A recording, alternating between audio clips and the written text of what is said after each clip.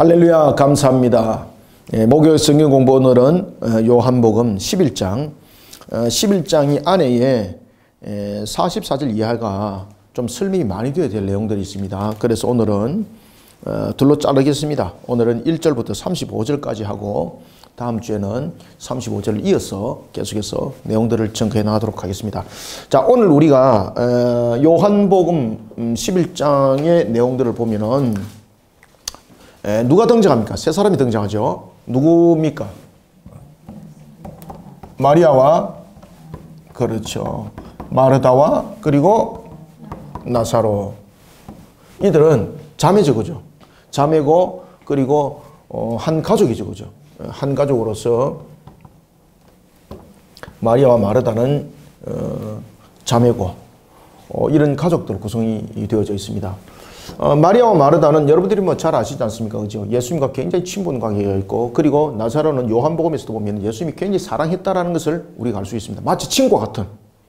그래서 굉장히 긴밀하게 관계를 형성했던 것 같습니다. 마르다 부분에 대해서도 여러분들이 이제 잘 아시는 것처럼 오늘 본문에도 보면은 마르다 부분이 21절에서 먼저 등장하죠. 마르다가 예수께 여짜오되 주께서 여기 계셨더라면 이라고 말하고 있고, 그리고 또한 29절에 보면은 마리아가 이 말을 듣고 급히 일어나 그러면서 마리아가 또한 뭐라고 고백을 하게 됩니까? 27절에도 보면은 마리아 이 고백들 속에서 나타나고 있는 것이 예수님이 옛사람 분이 아니라는 것을 이 두 사람의 고백 속에서 나타나고 있습니다. 그때에 이 마리아와 마르다의 이 고백 속에서 나타나고 있는 것 가운데서 대표적인 것이 예수님이 메시아라는 부분들에 대한 고백들이 담겨지게 됩니다. 그런데 이들이 메시아라는 부분들은 여러분들이 이제 우리가 잘 알고 있는 신성이 인성을 취하여서 한 인격을 이루은 이 메시아 부분들이 아닙니다. 신성 부분들이 이 부분들은 그 당시에 여전히 이런 부분들이 인지되지 않는 상태 속에서 인성적 부분에서 메시아. 그러면 이들은 일반적 유대적 관점에서 메시아는 어떤 내용들을 담고 있습니까? 하나님으로부터 신비한 능력을 부여받은 자. 아시겠습니까? 그래서 여러분들이 이제 잘 아시는 것처럼 헬라 제국이 있었던 그때에 안티오쿠스가 성전을 더럽혔을 때에 마카비가 들고 일어났지 않습니까? 그래서 그 마카비를 그들은 메시아로 보는 겁니다. 아시겠습니까? 그래서 여기서 이제 메시아라는 것은 신비한 능력을 가졌는데, 이 신비한 능력은 누구로부터 부여받는 겁니까? 그렇죠. 하나님으로부터 신비한 능력을 부여받는데, 하나님이라는 것이 아니라 하나님의 능력을 부여받는 겁니다. 부여받아.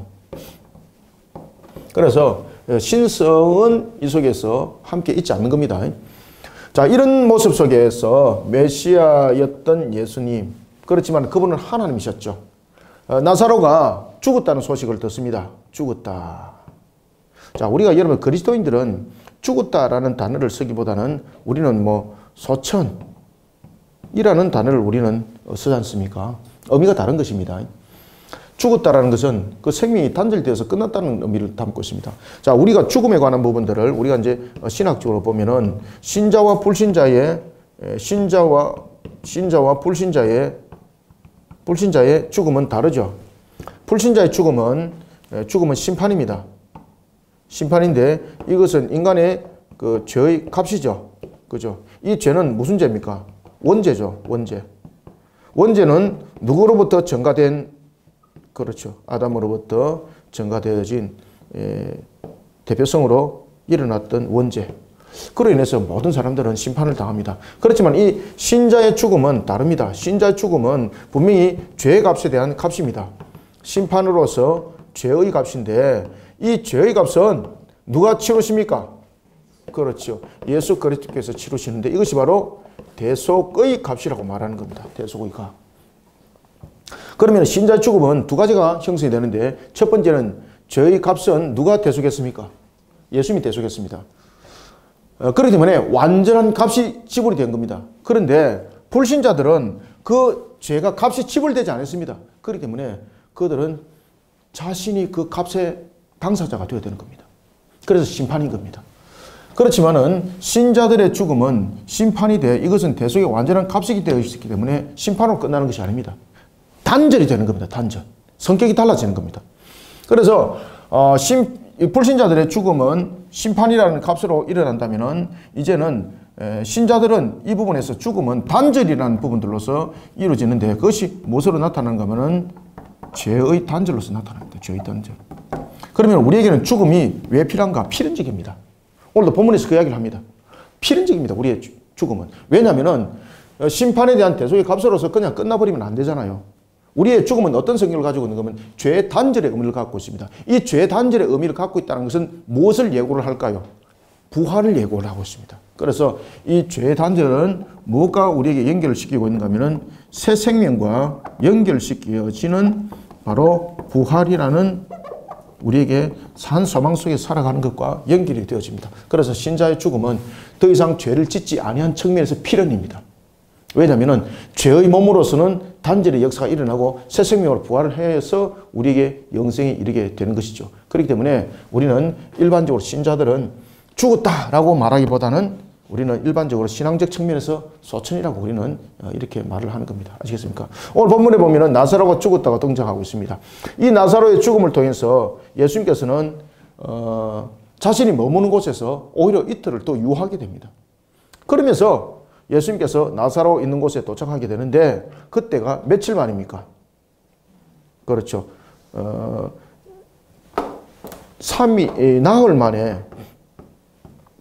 나흘 만에 예수님께서 도착을 하게 됩니다. 그 이유가 어디에 있는가? 뭐 우리가 이미 공부를 하면서 제가 여러분들에게 이미 가르쳐 드렸지 않습니까? 그 내용들을 오늘 본문을 통해서 우리가 보도록 하겠습니다. 왜 예수님은 나흘 만에 도착을 했는가? 그죠? 왜 머뭇머뭇거렸는가? 분명히 3일 안에 갈 수가 있었습니다. 오늘 본문에 보면은 이틀을 더 유하였더라. 그러면은 이틀을 더 유한 부분에 대해서 이 부분들이 이틀을 더 머물렀지 않았다면은 그만큼 더 빨리 도착할 수 있었다는 이야기지 않습니까? 오늘 본문에서 보면은 우리가 그 시간이 지체되었던 이유를 우리가 본문 속에서 다시 한 번 더 보도록 하겠습니다. 자, 그러면은 우리가 11장 1절에서부터 내용을 보겠습니다. 어떤 병자가 있으니, 여기서 이제 어떤 병자는 누구겠습니까? 그렇죠. 나사로가 되는 거죠. 그죠? 나사로. 어떤 병자가 있으니 이는 마리아와 그 자매 마르다의 마을 베다니에 사는 나사로라. 그래서 여기서 보면은 지역도 이야기를 하고 있고 특히 지역 가운데서도 어디서 산다라는 것을 이야기를 하고 있는 것은 이게 뭐라는 겁니까? 사실이라는 것을 증명하고 있는 겁니다. 사실이라는 것을. 여러분들 나사로가 죽었다 살아난 것은 소설이 아닙니다. 그래서 이것을 요한이 기록을 하고 있는 것은 이것이 사실이라는 것. 그 어느 누구도 부인할 수 없는 사실이라는 것을 지금 증거하고 있는 겁니다. 2절에 보면은 이 마리아는, 자, 마리아가 누구라는 겁니까? 이 마리아가 누구라는 겁니까? 예수님께 무엇을 부었던 연인이었습니까? 향유를 부었던 연인이었다. 그죠? 그러니까 여러분들 이 속에서 예수님과 친밀한 관계를 형성하고 있었던 그 율들을 다 아시겠죠. 그죠? 이 가족들이 예수님의 사역에 아주 헌신적이었습니다. 2절에 보면 이 마리아는 향유를 주께 붓고 머리털로 주의 발을 닦던 자요. 병든 나사로는 그의 오라비니더라. 자, 여기서 병든 나사로가 병이 들었는데 어떻게 병들었습니까? 여기서 병이 들었다는 것은 병든 나사로를 지금 설명할 때에 이 병은 예사롭지 않은 병이라는 겁니다. 그리고 또한 이 병은 일반적으로 치료를 했음에도 불구하고 고쳐질 수 없는 아주 중병이라는 것입니다. 그래서 여기서 병이 들었다는 것은 아주 중병이라는 것이었고 이 중병은 하나님만이 치료할 수 있는 것. 하나님만이 치료할 수 있는 그 병에 나사로가 걸렸다는 이야기입니다. 지금 이게. 병이 걸렸을 때에 그들이 뭐 치료를 안 했겠습니까? 그죠? 그럼에도 불구하고 효능이 없더라. 3절. 이에 너희들이 예수께 사람을 보냅니다. 예수님이 가지고 있는 그 능력으로 나사로를 치료하게 되면은 회복이 일어날 수 있을 것이라는 하나의 일말의 믿음을 가지고 있었던 것이죠. 그래서 이에 그 너희들이 예수께 사람을 보냅니다. 그래서 이렇게 말합니다. 이에 그 너희들이 예수께 사람을 보내어 이르되 주여 보시옵소서 사랑하시는 자가 병들었나이다 하니 자, 여기서 이제 사랑하는 단어를 쓰지 않습니까? 자, 여러분들 요한복음에 보면은 예수님이 가장 사랑했던 제자가 누구였을까요? 오늘 본문에 기록했던 요한이었죠. 그리고 예수님이 사랑했던 사람들이 굉장히 좀 보면은 어떤 특별한 어떤 뭐 재능을 가지고 이런 사람들이 아니었습니다. 아주 그 신앙적 부분에서도 순수하고 이런 부분들에 동함이 있는 것이죠. 그래서 이 나사로를 예수님께서 굉장히 이를 좋아했던 것 같아요. 예수님을 잘 따르고 또 여러 가지 부분에서 또 누구보다 도 영적으로 또 맑음이 있었겠죠. 예수님이 사랑했던 자. 그래서 예수님이 사랑했던 자라는 이런 단어는 직접적 단어가 별로 그렇게 등장하지 않죠. 이 나사로가 그만큼 예수님이 그를 가까이 지낼 정도로 서로 간에 교통도 잘 일어났다는 이야기입니다. 아, 사랑하는 자가 병들었나이다 라고 말하고 있습니다. 그래서 여기서 사랑하시는 이라는 것은 허물이 없이 지내는 친구처럼 가까운 자입니다. 여기서 친구처럼. 그래서 단순한 것이 아니라 여기서 이제 여러분들 우리가 이제 친구 간의 사랑의 단어를 쓸 때는 어떤 단어를 씁니까? 아가페를 쓰나요? 무엇을 쓰나요? 그렇죠. 필레이스를 지금 쓰고 있습니다. 필레이스. 그러니까 여기서 보면은 필레이스라는 단어를 쓰고 있는데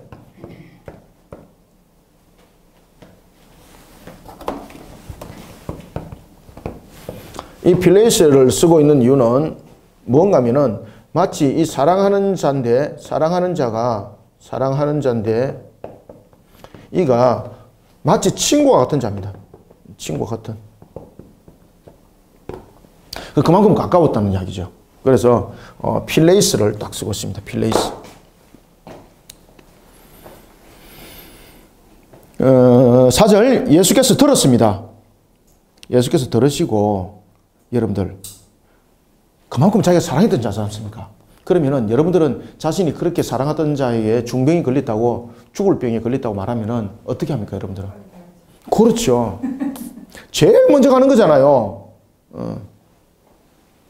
그런데 오늘 본문에 보면은 예수님께서 이틀 더 머뭅니다.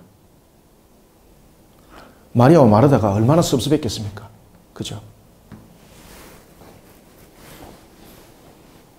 6절 나사로가 병들었다 함을 듣고 그 계시던 곳에 며칠을 머물더라. 이틀을 더 유하시고. 자, 여러분들 여기서 예수님께서 이틀을 더 유하신 이유가 무엇일까요? 이틀을 더 머무시고 나흘 만에 나중에 도착합니다. 그 이유가 무엇일까요? 뒤에서 나중에 보겠습니다. 그 이유가 있습니다. 그것은 바로 뭔가 하면은 이들이 가지고 있었던 하나의 죽은 자에 관한 사상들이 있었습니다. 이 죽은 자에 관한 사상들이 3일이라는 사상이 있는데 이것은 17절에서 제가 설명을 해드리겠습니다. 왜 이틀 동안 머물렀는가? 17절에서 설명드릴게요. 그 후에 제자들에게 이르시되 유대로 다시 가자 하시니. 자, 이틀이 지났습니다. 그리고 다시 유대로 가자는 것이죠. 예루살렘으로 가자는 것은 아니겠습니까? 예루살렘 쪽으로. 그런데 여러분들 예수님께서 여러분들 이제 잘 아시는 것처럼 맹인의 사건 이런 부분들이 유대 그 예루살렘 근처에서 지금 이런 부분들이 집중적으로 지금 일어났지 않습니까? 그러면 예수님을 반대하는 세력들이 예수님을 어떻든 간에 신성모독의 제목을 몰아넣어서 예수님을 처단하려고 그들이 눈을 벌겋게 설치고 있는데 그곳에 다시 들어간다는 것은 마치 불못에 자신이 스스로 뛰어드는 것과 똑같은 거지 않습니까? 오늘 본문에 보면은 그 이야기를 하면서 제자들은 이렇게 말합니다. 그게 어떻게 간단 말입니까? 그게 가게 되면은 그들이 우리를 이미 노리고 있고 예수님을 이미 노리고 있는데 어떻게 우리가 거기서 살아올 수가 있겠습니까? 스스로 죽음을 자초하는 행위가 되는데 그렇게 해서는 안 됩니다. 만류를 하잖아요. 그러니까 예수님께서는 그것이 아니라는 것을 이제 가르쳐 줍니다. 그 후에 7절 그 후에 제자들에게 이르시되 유대로 다시 가자 하시니 제자들이 말하되 랍비여 방금도 유대인들이 돌로 치려 하였는데 또 거리로 가시려 하나이까? 예수께서 대답하시되 낮이 12시간이 아니냐? 사람이 낮에 다니면 이 세상의 빛을 봄으로 실족하지 아니하고 밤에 다니면 빛이 그 사람 안에 없는 거로 실족하느니라. 이게 이상한 이야기를 하지 않습니까? 예수님께서 왜 밤을 이야기를 합니까? 지금 분명히 예수님께서 낮에 가게 되면은 어떻게 됩니까? 더 그들에게 들킬 확률이 높지 않습니까? 오히려 가게 되면은 밤에 가야 되잖아요. 그런데 예수님께서는 이 낮밤을 그렇게 설명하지 않습니다. 오히려 낮은 이것은 빛으로서 어둠을 밝히는 것이고 이 밤은 우리로 하여금 모든 것을 덮어버리는 부분에 대해서 흑암을 일어나게 되는 것이죠. 그래서 이 낮이라는 것은 어둠을 밝히는 역할을 하게 되는데 예수님께서 그 유대로 지금 가는 이유는 무엇입니까? 어둠을 밝히기 위해서 간다는 겁니다. 어둠을 밝히기 위해서. 그러면은 예수님이 펼쳐나가고자 하는 그 모든 사역들은 우리가 인간적 측면에서의 어떤 감당되어지는 사역이 아니라는 것을 정리하고 있는 거예요. 이해되시죠? 제자들은 예수님을 지금 따라왔습니다. 그러면서 예수님이 어떤 분이신지를 많은 사건들을 통해서 보게 됩니다. 요한이 제일 먼저 예수님에 관한 기록을 할 때에 예수님의 기적과 이적을 기록할 때 무엇을 기록했습니까? 여러분 잘 아시는 것처럼 물이 포도주로 변하게 하는 사건, 그 충격적 사건을 그들은 보았지 않습니까? 그뿐만 아니라 병든 자들을 낫게 하고 귀신 들린 자를 치료하게 하시고, 그죠? 눈먼 자를 눈뜨게 하시고, 누구만이 할 수 있는 겁니까? 하나님만이 할 수 있는 거잖아요. 이것을 그들은 직접 보면서 왔던 그들. 그런데 예수님께서 유대로 간다고 말하니까 예루살렘의 그곳에 지금 나사로가 있는 곳으로 간다고 말할 때에 그들은 어떻게 그들이 돌로 우리를 치려 그러는데 어떻게 갈 수 있습니까? 라고 말하니까 예수님께서는 뜬금없이 무슨 이야기를 하는가 하면은 사람이 낮에 다니면은 이 세상이 빛을 보므로 실족하지 않는다는 것을 말하고 있고 10절에 밤에 다니면은 빛이 그 사람 안에 없는 거로 실족한다는 이야기를 하고 있습니다. 그러면 예수님께서 예루살렘 근처 다시 말하면 나사로가 있는 곳으로 가는 이유가 지금 무엇입니까? 낮에 가고 있습니다. 그죠? 밤에 숨어서 가는 것이 아니라 낮에 가고 있는데 그 역할이 무엇인가 하면 어둠을 밝히는 역할이라는 것이죠. 그러면 예수님께서 행하는 그 모든 사역과 모든 진행해 나가는 그 방편들이 사람의 모습으로서는 감당할 수 없는 내용들입니다. 사람의 모습으로 만약에 감당한다면 낮에 가면 잡히게 되는 거죠. 그러면 예수님은 죽임을 당하게 되는 거지 않습니까? 그것을 이미 초월한 상태, 초월한 자신의 모습을 설명하고 있고 그것을 이미 초월한 자신의 사역을 설명하고 있는데 그것이 빛으로 오신 주님이라는 것이고, 나의 사역은 내가 또한 유대로 가고자 하는 것은 빛으로서 낯을 밝히고자 합니다. 내가 만약에 그곳에 가지 않으면 그곳은 여전히 어둠의 세력 속에 덮이게 될 것이다. 그래서 예수님께서 나사로를 향해서 가는 것은 바로 유대를 밝히는 그런 빛의 사역을 이루어 나간다는 것입니다. 그리고 예수님께서는 이미 나사로가 죽음의 상태에 놓이게 된다는 것을 이미 다 아시는 것이죠. 그래서 나사로를 죽음의 상태에서 어떻게 하는 겁니까? 그를 살리는 이 사건을 통해서 예수님이 이 유대 사회 속에서 흑암과 같은 이런 사회를 밝히는, 어둠을 밝히는 그런 사역. 그리고 예수님께서 이 땅에 오신 목적이 바로 이러한 내용들을 담고 있다는 것을 오늘 이 두 절을 통해서 설명하고 있는 겁니다. 그러니 이제 나사로를 살리는 길들이 보면 단순하게 나사로의 생명만을 살리는 것을 말하는 것이 아니라는 것을 지금 알고 있습니다. 예수님께서 말씀하고 계세요. 이해되시죠?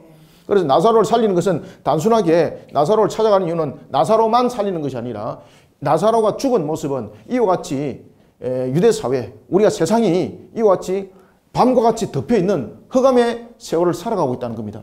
그런 나사로를, 그리고 또한 이런 나사로는 죄악으로 우리 죽음에 이르게 되는 우리의 모든 인류를 지금 대변하고 있는 거예요. 상징적 측면에서.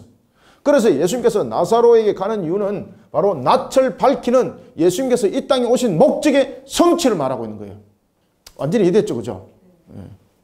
그래서 나사로를 단순하게 살리는 것으로 가는 것이 아니에요. 예수님께서 이 땅에 오신 목적이 무엇인가를 이 나사로의 방문과 그리고 나사로의 죽음을 다시 한 번 더 살리시는 것을 통해서 증거해 나가는 거예요. 그래서 예수님께서 그렇게 간다는 거죠. 밤에 다니면 빛이 그 사람 안에 없는 거로 실족하느니라. 그래서 예수님께서 이런 영적 흑암 속에서 살아가게 되는 그 인류를 구원하기 위해서 오신 목적을 나사로를 살리는 것으로서 이제 증명하고 그 사역을 내가 펼치기 위해서 내가 유대 사회로 간다 이 말입니다. 11절 이 말씀을 하신 후에 또 이르시되 우리 친구 나사로가 잠들었도다. 자, 여기서 이미 예수님은 나사로가 죽은 사실을 이미 알고 있어요. 예수님께 소식이 전해왔을 때는 나사로가 죽질 않았었어요. 그렇죠? 간당간당할 때였습니다. 그래서 예수님께서 이틀을 더 머뭅니다. 이틀을 더 머문 이때에 이미 나사로가 죽었다는 이야기죠. 그런데 예수님께서는 그를 죽었다는 단어를 쓰지 않고 무슨 단어를 쓴다? 그렇죠. 잠들었다. 이 잠들었다는 것은, 죽었다라는 것은 죄로 인하여서 앞에서 나타나고 있는 것은 죄로 인하여서 심판으로서 저주 상태에 있는 것을 죽었다라고 말하는 것이고, 나사로가 잠들었다는 것은 그가 죄의 단죄를 통해서 새 생명으로 일어날 것에 대한 예고편을 담고 있는 것이 잠들었다는 것입니다. 이 말씀을 하신 후에 또 이르시되 우리 친구 나사로가 잠들었도다. 그러나 내가 어떻게 한다? 깨우러 가노라. 여기서 깨우는 것은 인본적, 인위적 능력으로 될 수 없는 겁니다. 바로 신적 능력입니다. 여기서는 우리가 죽음에 관한 부분들을 비유적으로 말씀하시고 있습니다. 특히 이것을 잠의 비유를 하고 있는 것은 죽음을 통해서 이 모든 것들로 끝나는 것이 아니라 그 회복을 통하여서 우리로 하여금 죄사함과 구원이 무엇인가를 가르쳐주고 있는 것이죠. 그래서 잠들었도다 라고 말을 하고 있고, 내가 깨우러 가노라 라는 부분에서는 예수님의 신적 권능을 통하여 이 내용들을 함께 증거하고 있습니다. 자, 12절. 제자들이 이르되 주여 잠들었으면 낫겠나이다 하더라. 근데 이미 나사로는 죽은 상태죠. 그래서 제자들이 예수님의 이 말씀을 아직까지 여전히 못 알아듣습니다. 그것은 바로 뭔가 하면은 여전히 영적 무지 속에 있기 때문입니다. 잠들었으면 낫겠나이다. 이 말은 예수님께서 그곳에 가서 지금 나사로를 회복시키는 것이 아니라 자연적 치료가 일어나는 부분들을 제자들은 의식을 하고 있는 거죠. 14절. 이에 예수께서 밝히 이르시되 나사로가 어떻다? 그렇죠. 죽었느니라 이야기를 딱 하잖아요. 나사로가 죽었느니라. 그러면은 여러분들 나사로가 왜 죽었겠습니까? 나사로가 앞에도 제가 계속해서 이야기를 했습니다만 예수님과 보통 친분 사이가 아니죠. 그러면 나사로는 예수님을 위하여서 헌신된 활동을 하고 헌신된 삶을 살아왔던 사람이지 않습니까? 그러면은 제자들한테 예수님께서 처음에는 잠잔다 그랬다가 이제 나사로가 뭐라고 말하는 겁니까?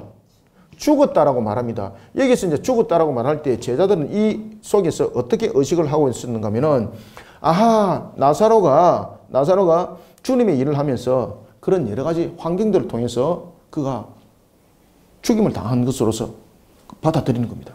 그래서 오늘 본문에 보면은 제자들이 무엇을 말하고 있는가 하면은 도마가 우리도 주를 위해서 함께 죽으러 가자라고 말하는 겁니다. 뜬금없이 이야기를 하는 것 아닙니다. 그래서 나사로가 죽었다라고 말하니까 이 제자들은 어떻게 지금 이 부분들을 받아들이고 있는가 하면은 나사로가 예수님을 헌신적으로 섬기면서 예수님을 위해서 자신들이 사역을 펼쳐나가다가 그로 인하여서 그가 죽음을 맞이하여야 되겠다. 이렇게 이제 받아들이는 겁니다. 14절. 이에 예수께서 밝히 이르시되 나사로가 죽었느니라. 내가 거기 있지 아니한 것을 너희를 위하여 기뻐하노니 이는 너희로 믿게 하려 함이라. 그러나 그에게로 가자 하시니. 그래서 예수님께서는 나사로가 실질적으로 이제 죽은 이유와 그리고 또한 죽은 그 모습을 통해서 예수님께서 하시고자 하는 일이 있다는 거죠. 그것이 바로 예수님이 하나님이라는 사실을 그 속에 예수님이 제자들에게 보여주고 많은 사람들에게 이것을 증거해 낸다는 것입니다. 그때 디두모라는 도마가 어떻게 이것을 받아들이는가 하면은 도마가 다른 제자들에게 말하되 우리도 누구와 함께? 그렇죠. 우리도 주와 함께 죽으러 가자. 지금 이게서 이제 나사로의 죽음에 관한 부분들은 하나님이 어떤 분이가 예수님이 하나님이라는 분을 증거해 나가는 측면에서 죽음이었습니다. 그렇죠. 병들어 죽음. 그런데 이들은 나사로의 그 죽음을 예수님을 위하여 또한 예수님을 숨기고 그런 부분에서 이런 일들을 하다가 쉽게 말하면은 그냥 예수님을 안 도와주고 그냥 했으면은 병도 안 들었을 것이고 이런데 주님을 섬기다가 주님을 돕다가 그런 여러 가지 환경들을 통해서 그는 병들었고 그래서 죽었다. 이렇게 이제 받아들이게 되는 거죠. 그런 측면에서 우리들도 이와 같이 주님을 위해서 나사로처럼 우리도 그렇게 죽으러 가자. 이제 이렇게 말하는 거죠. 그때의 17절 예수께서 이제 와서 봅니다. 나사로가 무덤에 있은 지 며칠이더라. 나흘이라. 자, 그러면은 이제 봅시다. 예수님께서 나사로가 죽은 지 나흘 만에 도착한 이유는 무엇이겠습니까? 이게 그 당시에 유대인들이 가지고 있는 사상들이 굉장히 지배적인 사상들이 있었습니다. 자, 제자들의 모습들을 통해서도 여러분 보시면은 유대인들이 가지고 있는 그 유대적 관점이 여전히 있다는 것을 우리는 인지할 수 있는 거죠. 이 속에서 왜 예수님께서 나흘 만에 갔는가라는 것입니다. 그 이유가 있습니다. 첫 번째 이유는요. 일반적으로 유대인들은 어떤 관점을 가지고 있는가 하면은 사람이 죽게 되면은 이 죽음의 상태 속에서 머무는 것이 있는데 그것이 바로 뭔가 하면은 죽음의 상태 속에서 머무는 영혼이 있다고 그들은 알고 있었습니다. 이 영혼이 그 육체의 육신 근처에 머물게 됩니다. 이 육체 근처에 머무는 기간을 며칠을 봤을까요? 그렇죠. 이것을 3일로 본 겁니다. 3일. 그러면은 이렇게 시신이 이렇게 있으면은 영혼이 가족들이 이렇게 근처에 있잖아, 그죠? 가족들이 있으면은 이 영혼이 여기서 나와가지고 이렇게 근처에서 돌아다닌다는 거예요. 그래서 형제들이 자신을 둘러싸고 있는 것을 보고, 가족들이 자신을 둘러싸고 있는 것을 보고, 친구들이 자신들을 둘러싸면서 애곡하는 걸 다 보고 있다는 거죠. 그리고 이 사흘이라는 3일이라는 기간을 이렇게 머물다가 영혼이 머물 수 있는 허락된 기간이라는 거죠. 그리고 난 뒤에 3일이 지나고 나흘이 되면은 이제는 영원히 떠나버리는 겁니다. 자, 이때에 일반적으로 그들은 어떻게 믿고 있었는가 하면은 죽은 사람이 살아날 수 있는 기간을 3일로 봤던 겁니다. 이 3일로 본 이유는 영혼을 누군가의 능력에 의해서 이 영혼을 다시 육체에 집어넣을 수 있는 요 속에 능력자가 나타나게 되면은 이 문제는 해결될 수 있다는 것이죠. 그래서 이런 부분들에 이 능력자는 홀령을 부르는 사람들이 그 당시에 있었고요. 아시겠습니까? 그래서 죽음을 맞이하게 되면 홀령을 부르는 자들, 막 이렇게 우상 숭배 같은 그런 것들이 있었습니다. 막 홀령을 찾고 홀령을 부르고, 우리도 보면은 여러분들 샤머니즘 속에 있는 우리의 모습도 다 그렇잖아요. 이런 부분들이 어디서 일어났는가 하면요, 그 당시에 있었던 조로아스터교에서 나타나는 겁니다. 이런 부분들이. 그래서 이 홀령을 부르는 겁니다. 홀령을 부르든지 또는 홀령을 붙잡아서 그 능력을 발휘해서 이 육체 안에 넣게 되면은 그는 어떻다? 그렇죠. 그래서 예수님께서 사흘 안에 안 갔던 겁니다. 만약에 사흘 안에 갔다면은 예수님은 이와 같은 홀령을 부르는 자 또는 그 능력을 발휘해서 영혼을 붙잡아서 육체에 넣는 자라는 측면에서의 능력자라는 것으로서만이 해석이 되는 겁니다. 그래서 나흘이라는 것은 그 영혼이 완전히 떠나버리기 때문에 이 문제는 누가 안에서만 해결할 수 있습니까? 하나님만이 해결할 수 있습니다. 하나님만이. 그래서 예수님께서 나흘 안에 가는 겁니다. 나흘 만에. 자, 특히 이제 조로아스터교는 그 당시에 이런 부분들이 예수님이 있을 때 이미 그 조로아스터교라는 이런 부분들은 이미 성행해가 있었습니다. 이 조로아스터교들은 여러분 이런 내용들을 그대로 담고 있었습니다. 그 유대 사회 속에서 이런 부분들을 함께 담고 있었던 거죠. 이것이 전부 다 헬레니즘 속에서 나왔던 겁니다. 그 당시에 이 조로아스터교 같은 경우는 사람이 죽게 되면 3일 동안에 그 홀령이 그 죽은 사람에 머문다라고 그들은 봤던 겁니다. 그래서 그들은 3일 안에 그들을 매장시킨다든지 이렇게 하지 않습니다. 그의 홀령을 붙잡아서 넣으면 살 수 있다는 것이죠. 그런데 3일이 조로아스터교 같은 경우는 3일이 지나게 되면은 선과 악의 다리가 있다고 그들은 믿었던 것입니다. 이 선과 악의 다리를 건너게 되는데 3일이 지나고 나면은 이 선과 악의 다리를 지나고 나는데 이 다리가 바로 신밧드입니다. 이 신밧드의 다리를 지나게 되면은 이제 영원히 돌아오지 못한다고 그들이 봤던 겁니다. 이게 조로아스터교였습니다. 이런 사상과 유사한 사상들을 유대인들이 가지고 있었습니다. 이런 부분들이 전부 다 헬레니즘 속에서 끼쳤던 영향들입니다, 이게. 그러니까 그들은 이런 헬레니즘 영향 속에서 이런 3일이라는 개념 속에 있었기 때문에 예수님께서는 그들의 구조적 측면에서 잘못된 사상들을 여기서 다 깨뜨리는 겁니다. 그래서 나흘 만에 갔던 겁니다. 자, 나흘 만에 갔다. 그때 예수님께서 나흘 만에 갔을 때에 여러분들 우리가 대체로 보면은 상갓집에 신방을 하든지 상갓집에 갈 때 예의가 무엇입니까? 상갓집에 가게 되면은 그 상갓집에 있는 사람을 밖에서 부릅니까? 아니죠. 그 상갓집에 가서 예의를 갖추는 것이 제일 먼저 해야 될 일이지 않습니까? 근데 예수님께서 어떻게 하는가 잘 보십시오. 어떻게 하는가 하면 예수님께서 밖에서 부릅니다. 마리아를 부르고 마르다를 부릅니다. 그 이유는 무엇일까요? 한번 봅시다. 자, 17절. 그래서 이런 부분들을 조목조목 좀 알고 가셔야 되는 거예요. 자, 17절. 예수께서 와서 보시니 나사로가 어디 있더라? 무덤에 있은지 이미 나흘이었더라. 지금 의도적으로 나흘 만에 오신 거죠. 이거 내가 잘못해가지고 지금 나흘 만에 왔구나. 이게 아닙니다. 지금 의도적으로 이틀을 더 머물렀습니다. 그죠? 의도적으로 이틀을 더 머물고 이제 도착했습니다. 그러면 예수님께서 여러분 잘 아시는 것처럼 최소한도 예수님께서 있던 그 지역에서 만약에 오셨다면은, 빨리 오셨다면은 하루에 턱을 두고 이틀 만에 충분히 도착할 수 있는 그런 거리였죠. 그죠? 그래서 나흘 만이라는 것은 이런 의도적 부분들을 전부 다 염두에 두고 나흘 만에 오신 겁니다. 18절, 베다니는 어디더라? 예루살렘에서 가깝기가 한 오리쯤 되매. 여러분들, 이 속에 이제 오게 되면은 예루살렘에서 있었던 사건 아시죠? 예수님께서 눈먼 자들을 뜨게 하니까 예수님을 무리들이 돌로 쳐 죽이려고 했던. 그래서 제자들은 가기가 두려웠던 거죠. 왜 그곳에 또 가려고 그럽니까? 했지만 예수님께서는 간다는 거죠. 왜? 내가 낯으로서 그들을 밝히는 그런 사명을 감당하는 측면에서 간다는 것이죠. 자, 오리쯤 되면 19절, 많은 유대인들이 마르다와 마리아에게 그 오라비의 일을 위문하러 왔더니 마르다는 예수께서 오신다는 말을 듣고 곧 나가 맞이하되. 자, 여러분들, 마르다도 예수님께서 오신다 그래도 나가는 것이 아니죠. 그죠? 근데 예수님께서 오신다는 말을 듣고라는 것은 예수님께서 여러분 잘 보시면 아시겠습니다만은 머무르고 계시죠. 지금 안 가시죠. 그런데 예수님께서 밖에서 그를 불렀다는 이야기죠. 위문하러 가야 되는데 안 가고 그냥 밖에 계시니까 마르다가 간 거죠. 그러면 마르다가 예수님께서 그냥 밖에 계시니까 그냥 나갔다. 이것도 여러분 자신들의 위치에서 안 맞는 내용이죠.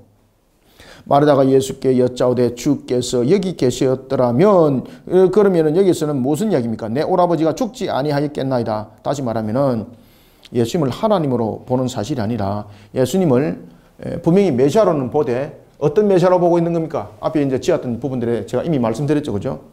신적 능력, 신비한 능력을 가지고 계시는 한 분으로서 이런 병으로부터 치료하든지 또는 3일 안에 죽었더라도 3일 안에 그 혼령을 붙잡아서 그 육체 안에 여어서 오라버니를 살릴 수가 있었는데 두 가지 방법이 있죠. 하나는 치료하는 능력 계시고, 그 다음에는 그런 신비한 능력 속에서 설령 죽었을지라도 그 혼령을 육체 안에 3일 안에 붙잡아서 넣을 수 있는 그런 기간에 능력을 가지고 계시는 분이라고 믿고 있었는 거죠. 근데 그 기간이 지났다는 거죠. 그래서 여기 계셨더라면이라고 말하는 겁니다. 22절, 그러나 나는 이제라도 주께서 무엇이든지 하나님께 구하시는 것을 하나님이 주실 줄 아나이다. 이거는 무슨 말입니까? 예수님께서는 어떤 기도하심으로써 여러분들 구하는 것이 이루어지는 것이 아니죠.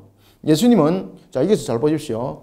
여기서 예수님이 하나님이라는 사실을 신성이 인성을 취한 모습이 되어 예수님을 온전히 바로 보지 못하는 그런 모습이 이 속에서 등장하는데, 뭔가 하면은 하나님은 여러분들 뭔가를 이룰 때 기도하면서 이루나요? 자, 여러분들 예수님께서는 무엇을 행하든지 기도하셨자 그러잖아요. 예수님께서 기도하시는 것은요, 예수님께서 기도하는 것은 능력을 받고자 기도가 아닙니다. 자신이 순종하는 복종적 측면에서, 그리고 예수님께서는 우리의 대속을 이루는 측면에서의 가장 중요한 것은 아버지의 뜻을 이어받는 자발적 순종이 그 속에 있고, 그런 속에서 이 기도라는 것은 그 모습을 대변하고 있습니다. 기도를 하면 능력받고 기도 안 하면 능력이 없고 이게 아닙니다. 예수님께서 기도를 하신 것은 아버지의 뜻을 이루는 측면에서의 그 모든 사역들을 이루어가는 측면을 말하고 있는 겁니다. 하나님께 구하는 것을 하나님이 주실 줄 아나이다 라는 것은 예수님은 기도하심으로써 비로소 어떤 일을 할 수 있는 그런 부분의 분이 아닙니다. 여러분들, 예수님은 스스로 어떤 일들인지 할 수 있는 삼일째 하나님이지 않습니까? 그래서 마리아도 마찬가지고 마르다도 마찬가지고 이런 하나님을 알지는 못하는 겁니다. 그때 예수님께서 말씀하십니다. 23절 보십시오. 예수께서 이르시되 네 오라비가 다시 살아나리라. 이거는 무엇을 말하고 있는 겁니까? 기도하면은 구해줄 줄 아나이다 라고 말하는 것은 하나님이라는 관점에서 보지 않습니다. 하나님으로부터 능력을 받은 메시아라는 관점에서 보는 겁니다. 이 부분들은 이해되시죠? 기도하면은 구할 줄 믿습니다라는 것은 무엇이라고요? 신성이 아닙니다. 신비한 능력을 구할 수 있는 그 메시아들은 하나님께 기도함으로 그 능력을 받았다고 그들은 믿고 있었던 것이죠. 그런 측면에서 메시아를 말하고 있을 때 예수님은 뭐라고 말합니까? 네가 내가 생명의 주관자인 줄 아직 모르느냐 이 말이에요. 예수님의 답변은. 그래서 네 오라비가 다시 살아나리라는 것은 생명의 주관자인 동시에 예수님은 자신이 전능하신, 그렇죠. 두 가지를 말하죠. 하나님이란 측면에서 생명의 주관자라는 것을 말씀하시고, 또 무엇을 말씀하세요? 전능자라는 것을 말씀하시죠. 이걸 통해서 예수님은 자신이 하나님이라는 것을 증명하고 있는 거예요. 자, 이해 잘 하셔야 됩니다. 자, 22절에서는 마르다가 무엇을 믿습니까? 메시아로서 하나님께 기도함으로써 능력을 받아가지고 그 일들을 수행하는 모습의 메시아를 봤죠. 그런데 예수님께서는 아니다. 내가 누구라는 것을 말하고 있습니까? 내가 하나님이다. 생명의 주관자로서, 전능자로서 이것을 하나님이라는 것을 마르다에게 지금 증거해주고 있죠. 그러면서 마르다가 이렇게 말합니다. 24절. 마르다가 이르되 마지막 날 부활 때 다시 살아날 줄 내가 아나이다. 이건 뭐예요? 그거는 하나님만이 할 수 있습니다. 그건 하나님만이 할 수 있습니다. 주는 하나님이 아니지 않습니까? 지금 이 말입니다. 지금 이게. 지금 이게. 오해하시면 안 돼요. 이 부분들은. 그래서 마지막 날 부활 때 다시 살아날 줄 내가 아나이다 라는 것은 그들이 가지고 있는 이러한 하나의 유대적 사상 속에서 예수님에게 무엇을 말하고 있는가 하면은 저희들도 알고 있습니다. 그런데 그거는 누구만이 할 수 있다? 그렇지. 하나님만이 할 수 있습니다. 예수님을 하나님으로 지금 바라보지 않는다는 거예요. 자, 이때 예수님께서 말씀하십니다. 25절 아주 유명한 말씀하시죠. 예수께서 이르시되 나는 무엇이요? 그렇지. 나는 부활이요 생명이니 나를 믿는 자는 죽어도 살겠고 무릇 살아서 나를 믿는 자는 영원히 죽지 아니하리니 이것을 네가 믿느냐? 그 유명한 말씀을 하시죠. 여러분들 여기서 죽어도라는 것은 믿는 자는 죽어도라는 것은 앞에도 제가 말씀드렸죠. 신자와 불신자의 죽음이 있다는 것. 불신자는 죽음은 저주 상태에서 심판입니다. 그런데 신자의 죽음도 우리에게 필연적입니다. 왜? 분명히 값이 있습니다. 원죄의 값으로 죽는 겁니다. 그런데 원죄의 값으로 죽을 때에 우리의 죽음은 무엇의 단절이다? 그렇죠. 죄의 단절로서 우리에게는 죽음이 필연이에요. 그래서 우리는 죽음은 때로는 잠깐 헤어지는 슬픔은 있지만은 우리에게는요, 그 죽음이 때로는 슬픔과 기쁨이 교차되는 날이에요. 불신자들은 영원히 애곡하는 날이에요. 그런데 우리는 잠깐 헤어지는 슬픔은 있지만은 그날이 기쁨의 날로서 전환되는 전환 시점의 날이에요. 지금 예수님께서 그 이야기를 하는 거죠, 지금. 그래서, 믿는 자는 죽어도 살겠고라는 것은 죽는 것은 무엇으로 죽는 겁니까? 그렇죠. 그래서 여기서 죽는 거는 앞에도 이야기를 했죠, 그죠? 여기서 죽는다라는 것은 두 가지를 말하고 있습니다. 첫 번째는 죄에 대한 값이고 두 번째는 죄의 단절입니다. 죄의 단절. 이 죄의 단절을 통해서 우리에게 무엇이 증거되어지고 있는 건가요? 그렇죠. 다음에 기다리지는 바로 생명의 부활로서, 새 생명으로서의 부활로서의 이 모습들이 담겨지니까 우리에게는 죽는다라는 것은 때로는 헤어지는 측면에서는 첫 번째 슬픔이죠, 그죠? 그런데 두 번째는 무엇입니까? 우리에게 새 생명으로서 영원히 살아가는 것이 있으니 우리에게는 죽는다는 것은 필연적인데 이런 두 가지가 교차되는 거예요. 잠시 헤어지는 측면에서는 슬픔이 있지만은 우리에게는 기쁨이 있습니다. 그렇지만은 불신자들의 죽음은 영원히 애곡이에요. 영원히 애곡. 완전히 다른 거예요. 오늘 본문에서 예수님께서 그 말씀을 하고 계시는 것 아니겠습니까? 그래서 그 유명한 말씀을 하신 거예요. 27절 이르되 주여 그러하외다. 주는 그리스도시요 세상에 오시는 하나님의 아들이신 줄 내가 믿나이다. 자, 이게 여러분들 베드로의 고백과 같은 고백일까요? 어떤 고백일까요? 이건 다른 고백입니다. 여기서 여러분들 하나님의 아들이라는 것은 여기서 아들은 그냥 메시아로서 칭호입니다. 여기서 아들은 그냥 메시아로서 칭호입니다. 아시겠죠? 이거 오해하고 보시면 안 돼요. 여기서 주는 여기서 말하고 있죠, 그죠? 자, 그는 말합니다. 주는 그리스도시요 세상에 오시는 하나님의 아들. 여기서 하나님의 아들이라는 것은 신성의 측면에서 말하고 있는 것이 아닙니다. 여기에서 하나님의 아들이라고 말하고 있는 것은 우리의 속에서 이미 담고 있는 유대인들이 가지고 있는 그 개념, 다시 말하면은 메시아적 칭호입니다, 이게. 그들이 가지고 있는 메시아에 대한 내용들을 이미 제가 계속해서 몇 번 말씀드렸죠, 그죠? 이것은 하나님의 아들이라고 말하는 것은 메시아의 칭호입니다, 칭호. 그래서 하나님의 아들이라는 것은 신성적 측면에서 그 내용이 아닙니다. 그냥 인간으로서 하나님께 기도함으로써 그 능력을 받는 자. 이제 이해되죠? 그래서 이 속에서는 하나님의 아들이라는 것은 바로 삼위일체 하나님 가운데 한 분의 고백이 아닙니다. 이건 삼위일체 고백이라고 보시면 큰일 납니다. 이거 가지고 삼위일체 고백이라고 이름을 설교하고 가르치면 이거 난리 나는 겁니다. 이거는 삼위일체 고백이 아닙니다. 여기서 하나님의 아들입니다라는 것은 삼위일체 고백이 아니에요. 무엇을 칭하고 있습니까? 메시아를 칭호하고 있는 겁니다. 이들의 메시아 관점은 무엇이라고요? 사람이 하나님께 기도하여 신비한 능력을 받는 자, 아무나 그 능력을 못 받는다는 거죠. 그래서 하나님의 아들이라는 것은 자신들의 메시아로서의 칭호인데 하나님께 기도하여서 그 능력을 받는 자, 그렇게 그를 하나님의 아들이라고 칭했던 것입니다. 이 말을 하고 돌아가서 28절 가만히 그 자매 마리아를 불러 말하되 선생님이 오셔서 너를 부르신다 하니, 여러분들 이거 밖에서 여러분들 보시면은 그 상을 당하고 있는 그 가족들을 불러내는 것은 안 맞는 거잖아요. 그때에 마리아가 이 말을 듣고 급히 일어나 예수께 나아가며 즉시 반응하죠. 여기서 즉시 반응한 것은 그들의 모든 모습이 예수님의 중심이었다는 것을 말하고 있는 겁니다. 예수님의 중심이었다. 자, 그러면서 여러분 보시면 마르다도 마찬가지고 이제 마리아도 마찬가지고 예수님을 마치 불평하고 원망하는 것처럼 말하고 있는데 그것은 예수님을 불평하고 원망하는 것이 아닙니다. 그들이 극도의 슬픔에 있는 것에 대한 표현입니다. 30절 예수는 아직 마을에 들어오지 아니하시고 마르다가 맞이하던 곳에 그대로 계시더라. 이거 여러분들 보시면 아시겠습니다만은 마르다라도 불러낸 것도 마찬가지고 마리아를 불러내는 것도 마찬가지고 마르다는 소식을 듣고 나왔지 않습니까? 소식을 듣고 나왔는데 예수님께서 더 이상 진척을 하면서 가지 않는 것이죠.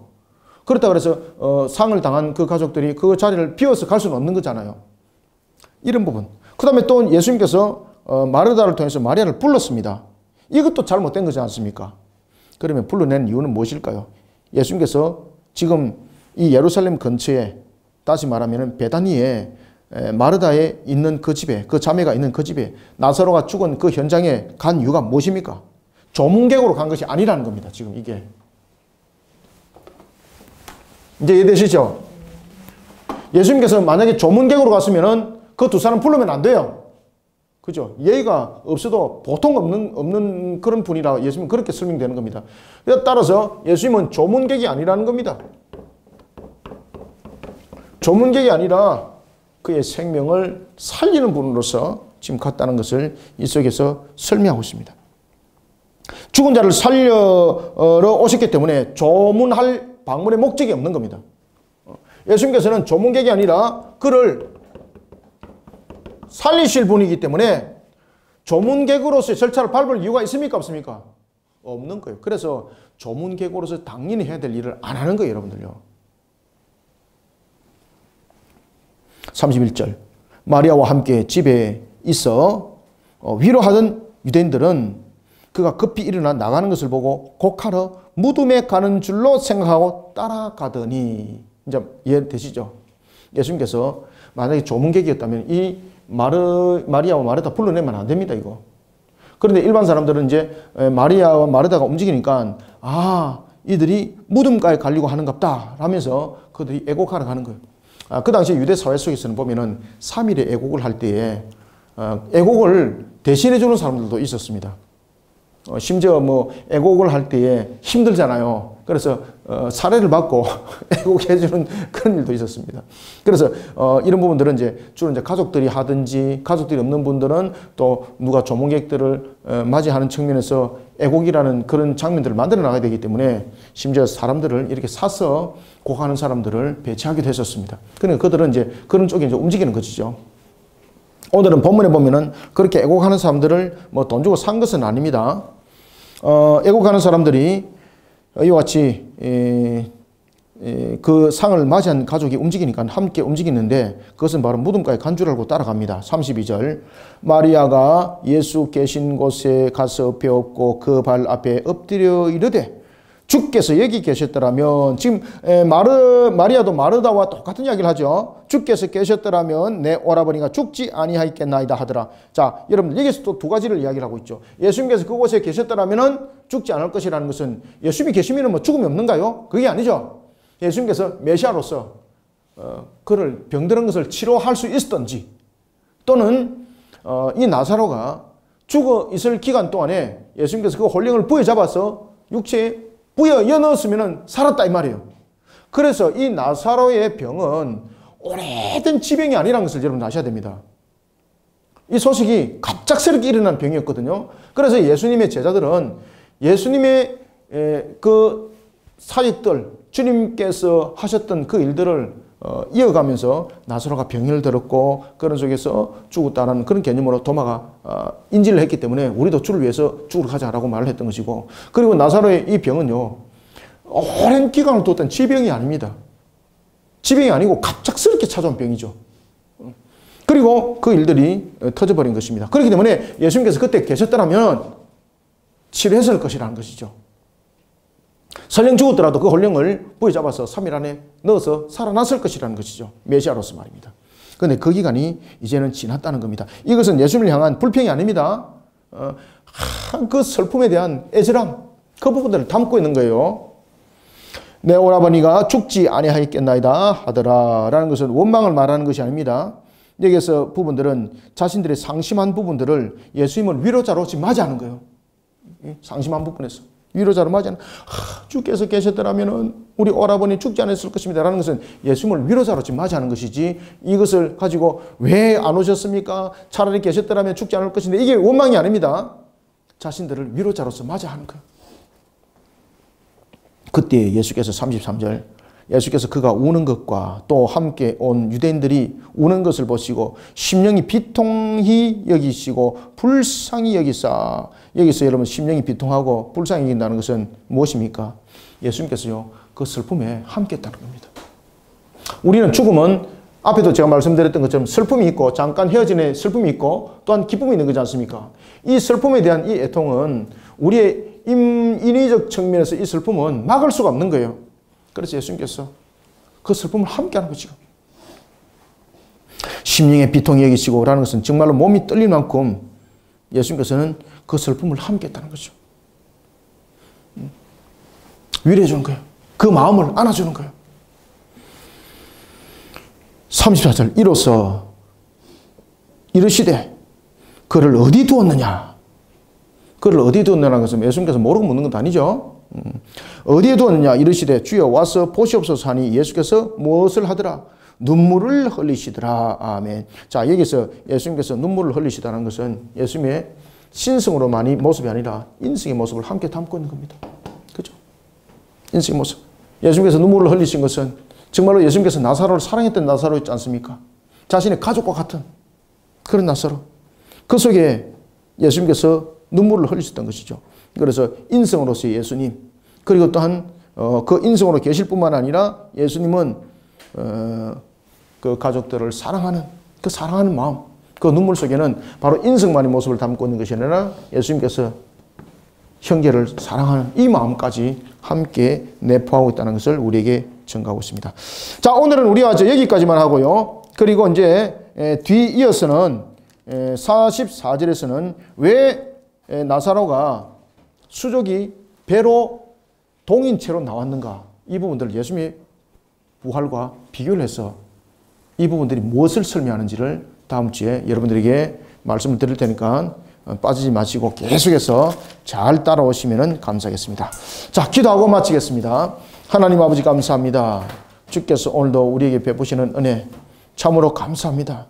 우리 눈에는 보이지 않지만 살아계셔서 역사하시는 주님을 믿음의 눈으로 바라봅니다. 오늘도 하나님의 선한 손길로 우리를 이끌어 주옵소서.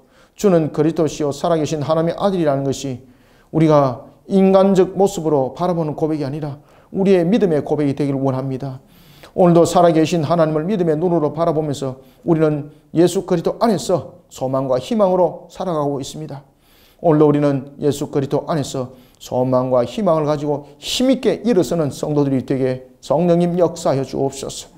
오늘도 주신 말씀이 우리 마음판 속에 잘 조명되어지고 우리의 신앙의 근본들이 그리스도 안에서 열매를 활짝 열매 맺게 하여 주옵소서. 꽃이 있으면 열매가 있다 하였습니다. 오늘도 우리에게 열매 있는 말씀이 되게 역사하여 주옵소서. 열매로 응답받게 하여 주옵소서. 믿음의 열매로서 예수 그리스도의 열매로서 세상 가운데 또한 그 빛을 발하는 자가 되기를 소망합니다. 주님께서도 유대 사회 속에서 밤을 밝히는 빛으로 그 사역을 감당했던 것처럼 우리 거리심교회 그리고 우리의 목요 성경 공부를 하는 모든 성도들이 빛으로서 주님의 사명 사역을 힘있게 감당해 나갈 수 있는 그 능력과 우리의 걸음이 되게 또한 역사하여 주옵소서. 예수님의 이름으로 기도드립나이다. 아멘.